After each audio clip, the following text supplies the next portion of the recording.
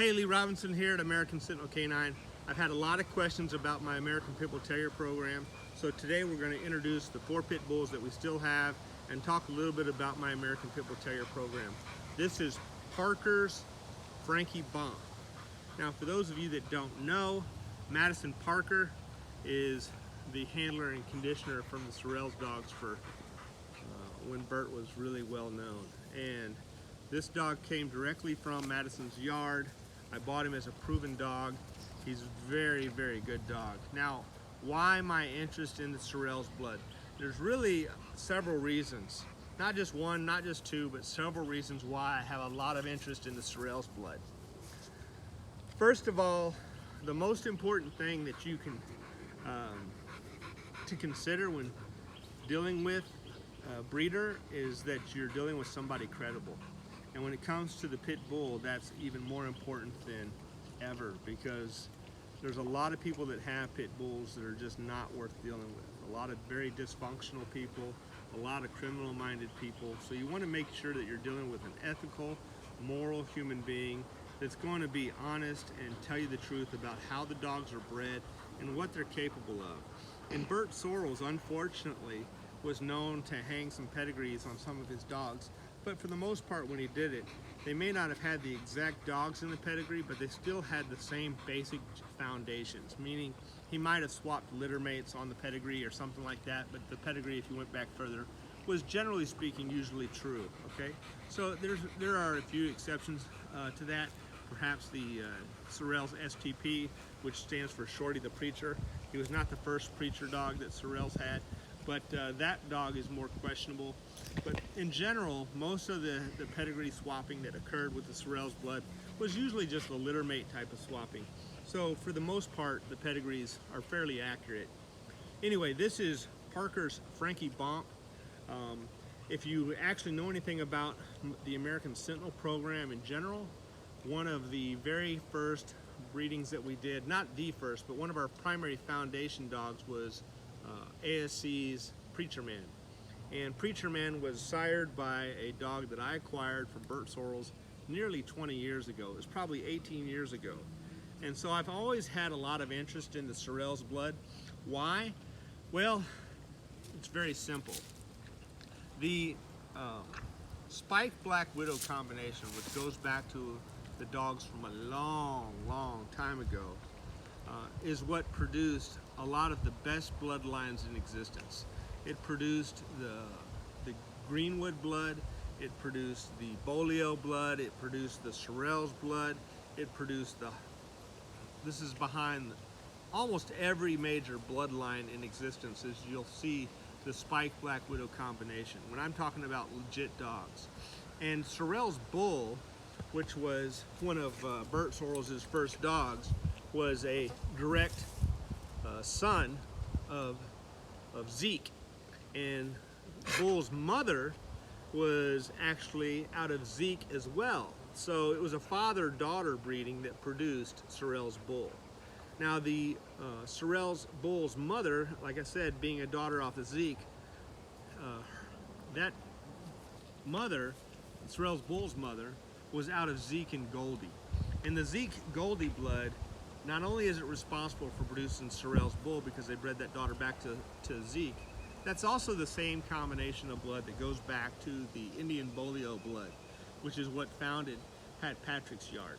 And Pat Patrick took that Indian Bolio blood and crossed it with the Maloney blood to produce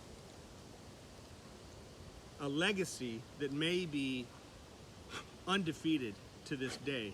Pat Patrick is without question one of the best breeders ever to exist in the American Pit Bull Terrier's history. He bred dogs for 40 years and he's behind more champions and grand champions and bloodlines that produced legendary dogs than probably any other breeder in history. What was his foundation? It was the Zeke Goldie blood. The same thing that you see in the Sorrells blood, the same thing that you see in the Greenwood blood. And that's why I have not only started my program with the Sorrells blood, but also it's why I have this dog today. Another reason why I like the Sorrells blood so much is Sorrells blood tends to produce a little bit more durable, a little bit larger game dog than some of the other bloodlines that are out there. They average probably, well, their average may be close to the same as what you see in most pit bulls, maybe 5 pounds bigger, but occasionally you'll find a Sorrells dog that'll be 10 or 20 pounds bigger than most of the other bloodlines that are out there. And it doesn't happen a lot, but it does happen in the Sorrells blood. So that's what brought me, another thing that brought me to the Sorrells blood. A third thing that brought me to the Sorrells blood is some of the first titled dogs when it comes to protection work were Sorrells dogs. They were used over in Germany. Also, a lady by the name of Diane Jessup, she titled a dog that was a heavy Sorrells bred dog. But the point of that being is I know for a fact that Sorrells blood was used in protection work. And since the American Sentinel program is about protection work or hog hunting, what better blood to use than the Sorrells blood? And that's why we have old Frankie Bomp here. Frankie Bomp is a great dog. He represents the Sorrells blood very well. He's about 56 pounds when he's, you know, healthy in weight on a chain. Right now he's about 58. Hey buddy, hey buddy, hey buddy. Right now he's about 58. He's a little bit chunky, a little heavier than he should be, but he's getting old and we're letting him relax. And he's out here, you know, protecting the garden when we have a garden. We have some animals that like to come around and tag the garden, and he keeps them at bay a little bit. So he's also been a good house dog. And when some people look at him because of this short ear crop, they think he looks like a Shar-Pei, which kind of cracks me up, and it tells me they don't really know the Bert Sorrells blood very well. Bert Sorrells, Madison Parker, and Skip Parker, who were the campaigners of those dogs, almost always did a very short crop on their ears of their dogs. They felt like it gave them an advantage in the performance arena. Like I said, Frankie Bomp was a proven dog before we acquired him. He's about 7/8 Sorrells. We're gonna jump on over to he's really close to pure Sorrells, to be honest, but he's got a couple outs in him further back in his pedigree. Now we're gonna look at Frankie Bomp's daughter. This is ASC's Black Betty. She was born here. I produced her by breeding Frankie Bomp to an American Pit Bull Terrier by the name of Suki. And Suki came from Madison Parker as well, the same as Frankie Bomp did. Black Betty is not used to the chain. She's a kennel dog, but we put her on a chain for this video, and she does really well. A couple of things other things that I like about the Sorrells dogs, they tend to be very durable built. They're kind of heavy in the muscular frame, well-built dogs, durable dogs with a lot of gameness. And when you condition them, they condition really, really well. They do tend to be a little bit heavier, like I said, than some of the other dogs, but they condition really well if you put them in a keep. This is, like I said, Black Betty. Black Betty is out of Frankie and Suki. Suki was a dog that's about 3/4 Sorrells. She's got some Boudreaux blood in her and Carver blood in her, and a little bit of Maloney blood in there, which is also seen in the Patrick blood. That's behind Suki. And like I said, we bred Suki to Frankie to produce Black Betty. She's being a little bit nippy, but she's super sweet and loves to play. And she's a sweet, sweet dog. Good girl. Very athletic, very powerful. And she herself is pretty close to 50 pounds. I think she may actually be 50, 51. She's a strong bitch for her age. She's only about 16 months old. And we sold her mother after producing this girl because she had some attributes that I liked a little bit more than her mother. She's a little bit bigger than her mother. Her mother had a little bit of an underbite, which you do see in some of the Sorrells dogs. Now you might think, well, Lee, why is she black if she's a Sorrells dog? She's a little over 3/4 Sorrells, but she's black because of that Boudreaux outcross that's coming in. Also, that Carver blood has some black dogs in it. Goes back to some of the alligator blood. And even though Sorrells dogs, generally speaking, weren't black, I didn't really care about color. I was looking for some of the more important traits of the Sorrells dogs, which is going to be that durable frame, a little bit of the size, and that deep gameness that they're known for. And then, of course, with that Boudreaux blood, she's gotten a pretty good mouth, and she's just a great dog. I like her a lot. In my opinion, she's a little bit better dog than Suki, which Suki was a phenomenal dog, but Suki was actually kind of a hard keep. She She loved to tear stuff up, super high drive. She would always tear up the doghouse and bang the water bowl and have it empty 2 or 3 times a day. And even if you put an 80-pound bag of concrete in there, she still worked it all the time. So Suki was kind of a pain in the butt. That's not to be held against her for what she was bred for. You know, for hog hunting or something like that, she would still be a great dog. But this dog's a little bit easier on the keep and still has all the drive when we go to work her. When we work her, she fires up just like we want her to. Hey girl, hey girl. But she's, like I said, she's not much used to the chain yet. She walks on a leash actually better than you might think, considering she's not good at this chain, but she does like to bite the leash. I'll show you that. She's kind of a knucklehead. The ears, we did the ears on the Sorrel's blood, but we have not done the ears on our Red Boy Jocko Bolio blood. Hey there, Black Betty. Now, Black Betty will be bred to either Frankie or Lucky 7. Like I said, she is a daughter of Frankie. There she goes, biting the leash. She always walks like this. It's really kind of funny. She loves, absolutely loves to work. And if you don't give her something to do, she's going to find something to do. Okay, I'm not even going to walk her. We'll just put her right back. That's just the way she always has been. And I could break her of that, but it doesn't bother me.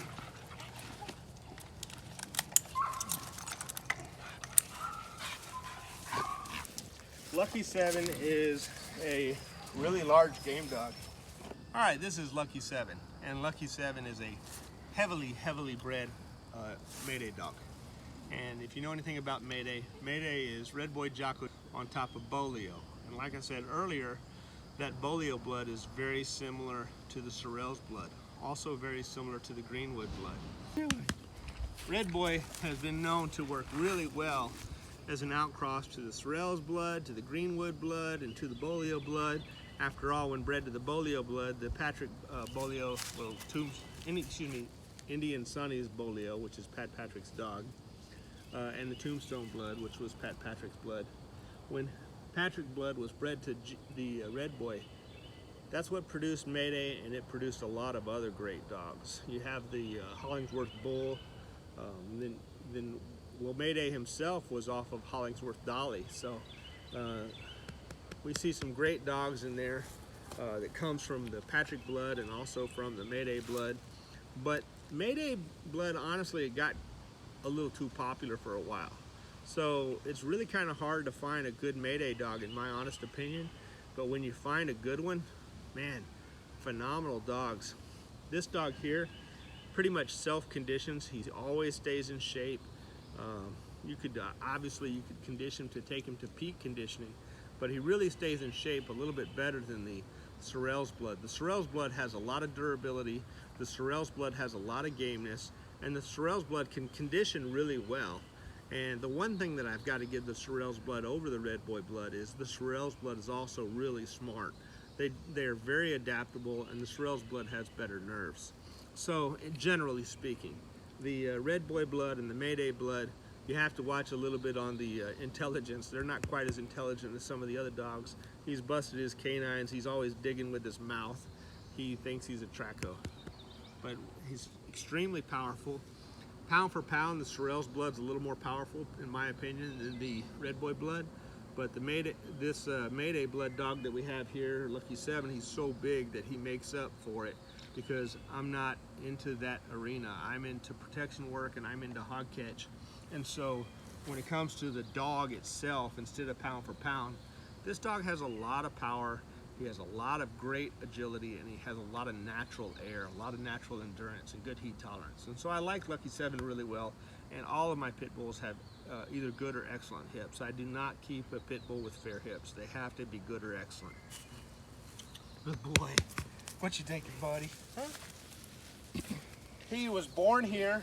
His sire is Stone Cold, and his mother is Wild Thing. Red Boy Jocko G, Cunningham Crenshaw, and Bolio. Good girl.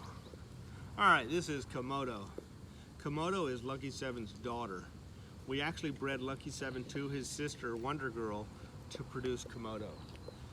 Lucky 7 and Wonder Girl, like I said, were out of Stone Cold and Wild Thing, heavy Mayday dogs, and we bred Lucky 7 to his sister to get an inbred daughter, Komodo, in hopes of having a female that would produce really consistently.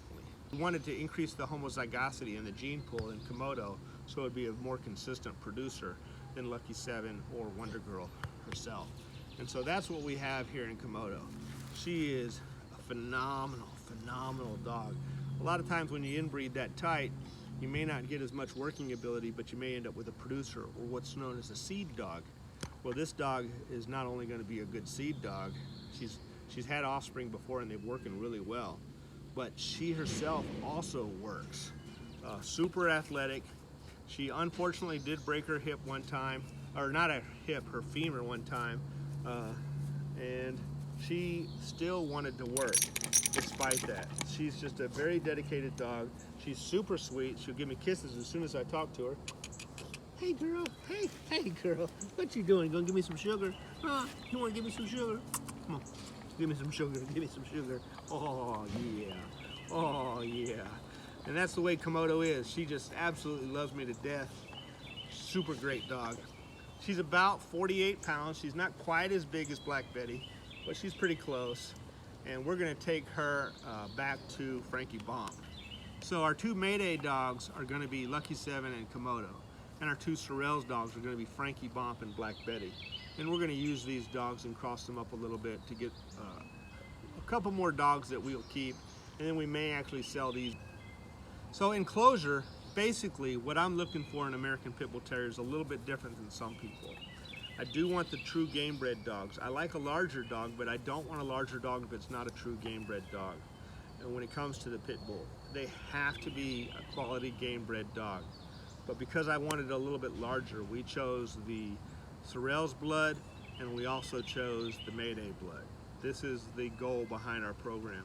And also we did that because I know that Red Boy crosses well with the Bolio, and Red Boy crosses well with the Greenwood, and Red Boy crosses well with the Sorrells.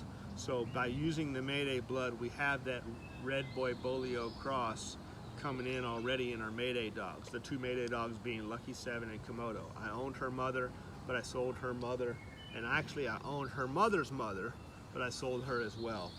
And so we are moving along with our Pit Bull program, kind of refining our Red Boy dogs to really concentrate the genes that I like in an inbred female that's going to produce consistently for me. And we've done the same thing with our Sorrell dogs. I own Frankie, I own Black Betty, I own Black Betty's mother. We sold Black Betty's mother, and we're kind of concentrating that Sorrell's blood as well. And so what we're going to do in the next year or two before we get rid of our Pit Bulls completely is we're going to take that Sorrell's blood and our Mayday blood and bring them together. Now, I have considered selling my American Pit Bull Terrier program, but I'm not going to sell one dog at a time. If I do sell them, which is a big if, I may not sell them, but if I do sell them, it's going to be to somebody that also likes the same kind of things that I like in the Pit Bull blood. And that is so they keep this program going the direction that I have it going. Looking for game dogs of good size, good pedigree, and good performance. With good structure and excellent hips and good hips. So no fair hips in our yard, no weak nerves in our yard, super high drive, very good gameness, good structure, good affection with the family, very stable game dogs that are certainly capable of doing either protection work or hog hunting work. That's what our Pit Bull program's about. It's not for everybody, but because I'm asked about it quite frequently, I wanted to go ahead and make this video. So we'll do a quick walk by of everybody, and then we'll sign out.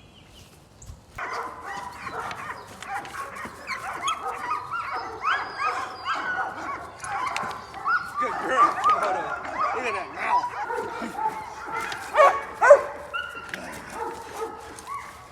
That's Komodo. Adjust her grip.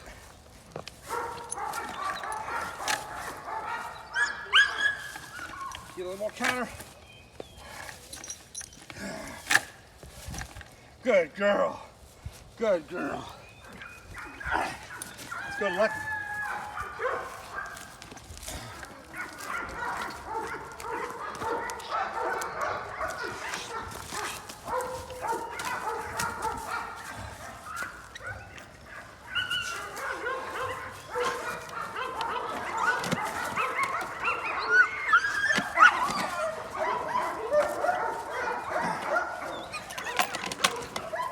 his grip. He's broke his canines out, digging.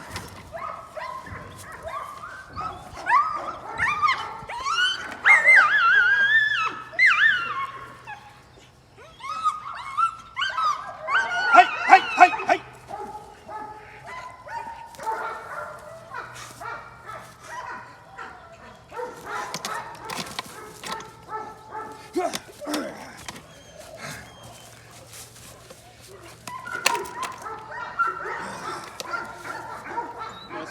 Set his grip.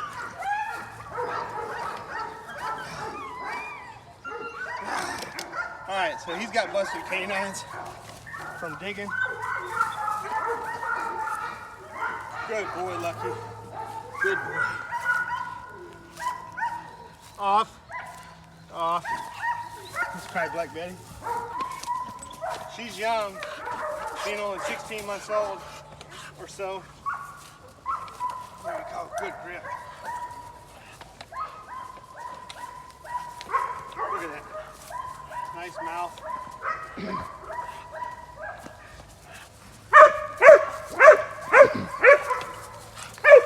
Frankie is not a protection dog.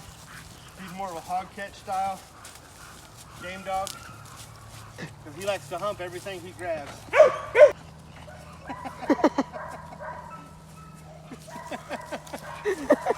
He's a perv. So, there you go. I hope you've enjoyed the video. Until next time, see you later. If you like this video, like and subscribe.